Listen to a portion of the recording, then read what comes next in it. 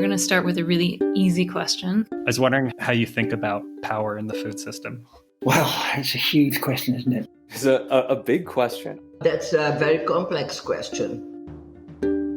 Welcome to Season 2 of Feed, a table podcast in conversation with people who are trying to transform the food system.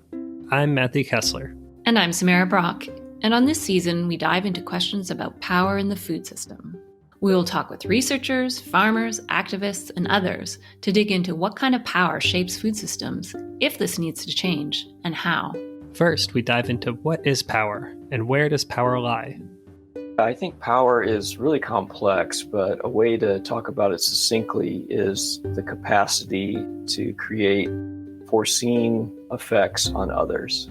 Power, I think, is multidimensional, first of all, and I think the kinds of dimensions that I would be focusing on are the political dimensions, which refer to hierarchies of class, race, and gender, as well as state institutions such as the police, legal systems, and education.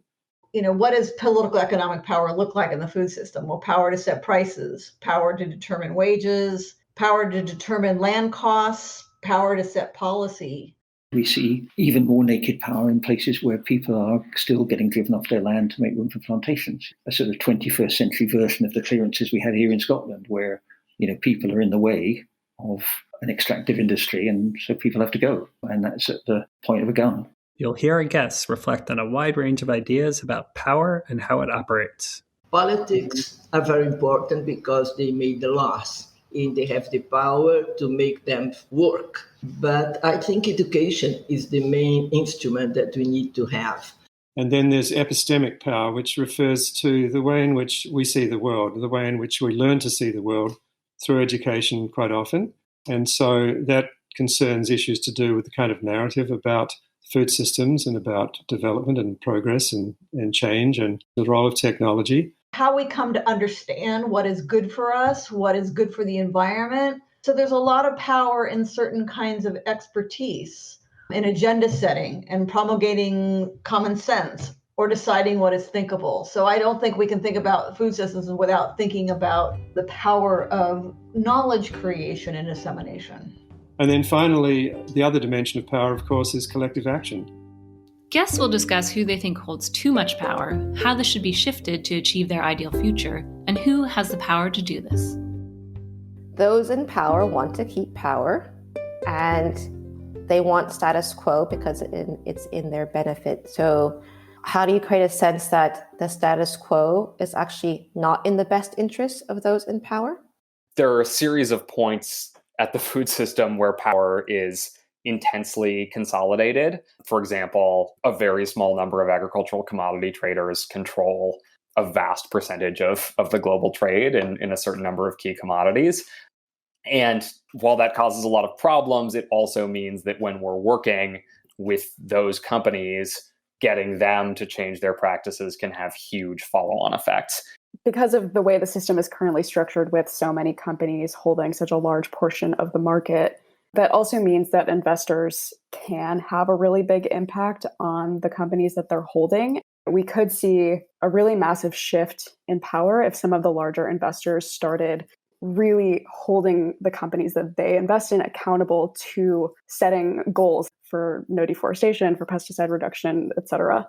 Most changes in society has been driven by the youth. So looking historically, I think the youth has a lot of power also because we are the future. So I think people tend to listen to the youth. Well, some people, not everyone. We are the ones who are going to grow up in this world. To sum it up, I'd like to see power more widely distributed in the food system. At the level of individuals and families, there's an awful lot of nonsense talked about consumer choice, particularly for families on low income. They have very little power to choose the sort of healthy foods. They don't have power in the food system because they don't have money. I don't know, that's a bit of a start. Anyway, that's one question, yeah. Well, it started getting into the next question we wanted to ask. So tune in if you care about who decides what ends up on your plate and how power in food systems shapes our collective future. Join us as we feed our own curiosity, and ideally yours, about critical food systems issues. And we'd love to hear from you.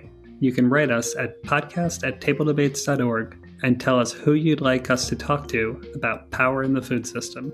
And you can join the discussion on Table's community forum, community.tabledebates.org. Table is a collaboration of the University of Oxford, Swedish University of Agricultural Sciences, and Wageningen University. A big thanks to all the voices you heard in this intro clip. Some voices you might recognize from past episodes, and others are people to look forward to hearing from in upcoming episodes.